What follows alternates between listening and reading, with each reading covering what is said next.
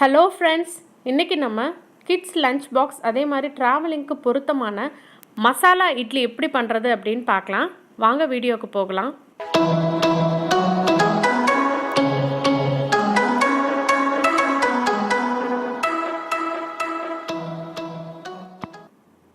மசாலா இட்லி பண்ணுறதுக்கு நான் இன்றைக்கி நார்மல் சைஸான 8 இட்லி எடுத்து கட் பண்ணி வச்சுருக்கேன்.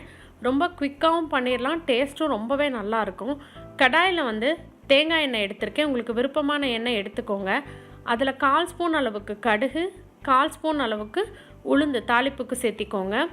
ஃப்ரை ஆனதுக்கப்புறமா நான் பெரிய வெங்காயம் நல்ல பெரிய சைஸாக ஒன்று எடுத்து பொடியாக கட் பண்ணி வச்சுருக்கேன். உங்களுக்கு தேவையான அளவு போட்டுக்கோங்க.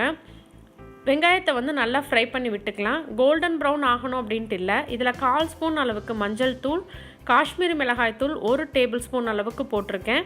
உங்கள் காரத்துக்கு தகுந்த மாதிரி போட்டுக்கோங்க. சிக்கன் மசாலா 1/2 டீஸ்பூன் அளவுக்கு, மல்லித்தூள் 1 டேபிள் ஸ்பூன்.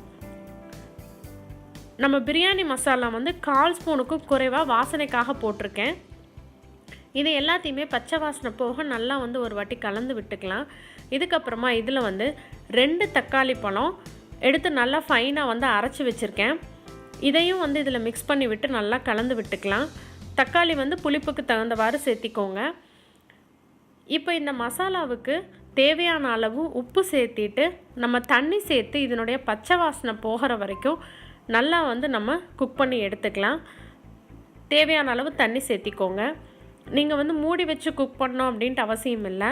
நம்ம அளவான ஸ்பைசஸ் தான் ஆட் பண்ணியிருக்கோம். ஸோ ஒரு 5லேருந்து 10 நிமிஷத்துக்குள்ளேயே இதனுடைய பச்சை வாசனை நீங்கிடும். இதில் வாசனைக்காக கொஞ்சமாக கருவேப்பிலை சேர்த்திக்கிறேன். எல்லாத்தையுமே மிக்ஸ் பண்ணி விட்டுக்கலாம்.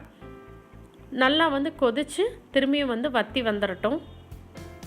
இப்போ பாருங்கள், நல்லா உங்களுக்கு கொதி வர ஆரம்பிச்சிடுச்சு. ஆனால் இன்னும் தண்ணி இருக்குது. இந்த தண்ணி ஃபுல்லாக வத்துச்சு அப்படின்னா உங்களுக்கு அதனுடைய மனம் ஃப்ளேவர் நல்லாவே வரும். இது இன்னொரு 2 நிமிஷம் போல் இருக்கட்டும். இப்போ பாருங்கள், நல்லா இதனுடைய தண்ணி வற்றி நல்லா தொக்கு மாதிரி ஆயிடுச்சு. ஸோ இந்த ஸ்டேஜில் வெங்காயம் தக்காளி உங்களுக்கு நல்லா ஒன்றோட ஒன்று மிக்ஸ் ஆகி மசாலா பொடி கூட நல்லா கலந்துருக்கும். இப்போ இதில் நீங்கள் 1/4 டம்ளர் போல் தண்ணி சேர்த்திக்கோங்க. நம்ம திரும்பவும் எதுக்கு தண்ணி ஆட் பண்ணுறோம் அப்படின்னா, இட்லி போட்டால் நல்லா இந்த சாரை உள்ளே இழுத்து நல்லா ஜூஸியாக இருக்கும் இட்லி. அதுக்காக தண்ணி சேர்த்திக்கலாம்.